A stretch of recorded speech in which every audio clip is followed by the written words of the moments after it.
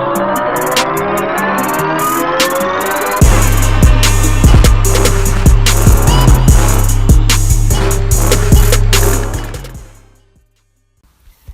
man, Robert Ester versus Algenis Mendez from the DR, from the Dominican Republic. You know, if you listen to Box Voice, Nesto, if I ain't mistaken, he's from the DR, man. He's like, man, he don't credit his guys too much for being too good, man, from the Dominican Republic, So, but no, they holding their own, man. They got a few guys. They named off a few guys from the Dominican Republic who doing their thing. And I want to believe Edwin Rodriguez from the Dominican Republic. But they mentioned Javier Fortuna, man. They got some guys out there in the Dominican Republic. I ain't gonna knock on them that bad, man. But yeah, man, Mendez, man. To me, he was doing good, man. He does a great job at boxing. Mendez, when nobody's like pressuring him. No, when it's just a boxing match, when I think it's like just a chess match, he does he does good, man.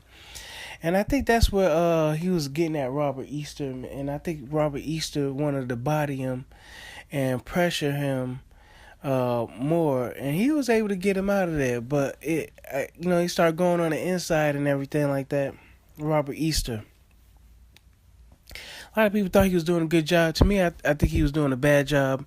I think the only reason why Mendez wasn't able to pull this off is because he didn't have the power.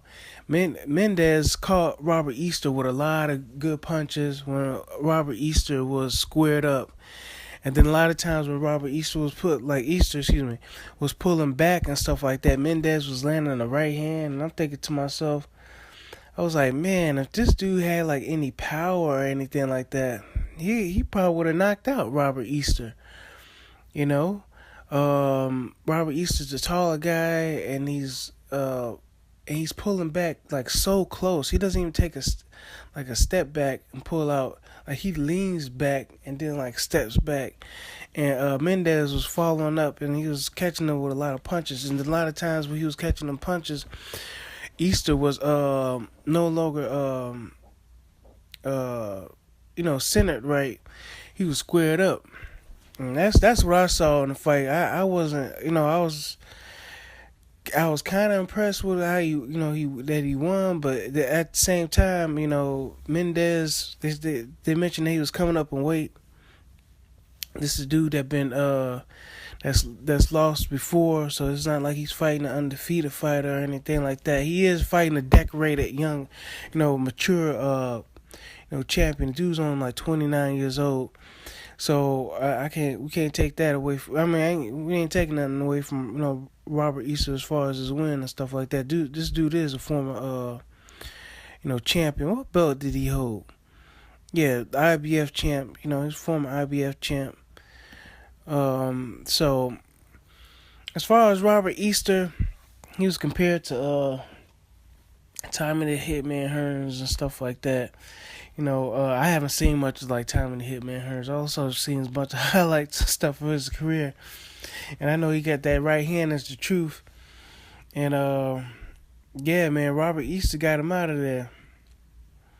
Robert Ester did a great job.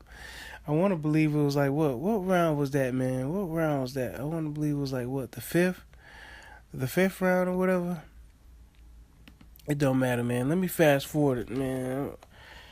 I got the whole fight playing right now. I'm just looking at the fights, entertaining myself. But hold on, let me fast forward and see what round he got knocked out in. I want to believe it was the fifth round, man. That was nice, man. That was nice because Robert. Hey, the one thing I liked about the knockout, it was that I was thinking, like, man, why don't this guy go back to boxing? Why don't he go back to boxing?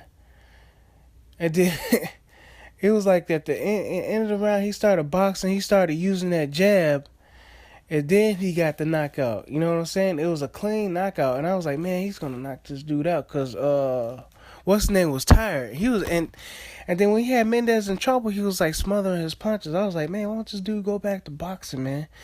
And then that's when he got the knockout, when he went back to boxing. So you could say it was kind of good that he went, he fought on the inside and he was able to rough up Mendez a little bit. Mendez gets tired and then he don't like to be roughed up. So I think the blueprint on how to beat Mendez is out, man. You just pressure him early. You go to that body. You put that power on him, and then he welts. He just welts, man. He just welts under pressure. He gets tired and gets fatigued. So I don't think we're gonna see him any more championship fights, Mendez, unless he got a manager to really navigate his career real well in one of these sanctioning bodies. Other than that, I don't see him getting another belt, especially if he moved up in weight and stuff like that. I don't see him getting another belt. I do see him getting a lot of other fights and stuff like that. But I'm gonna take a look at this knockout. It was in the 5th. And Robert Ester just trying to set him up for that right hand. He's using that jab. And Mendez just falls back, lays up on that rope, and bam, knockout. That was a great knockout, bro. He was like, dude. Bam, he's done. He shook his head like, I can't take this no more. He had the bobble head. His head was just going like, He's like, where am I? It's like, that was a good one. All right, man. Y'all let me know what y'all think about Robert Ester. I mean, dude, how tall is he? How tall is he? He's 5'11". Might as well just give him an inch saying he's 6 foot. He's a lightweight. So, yeah, man.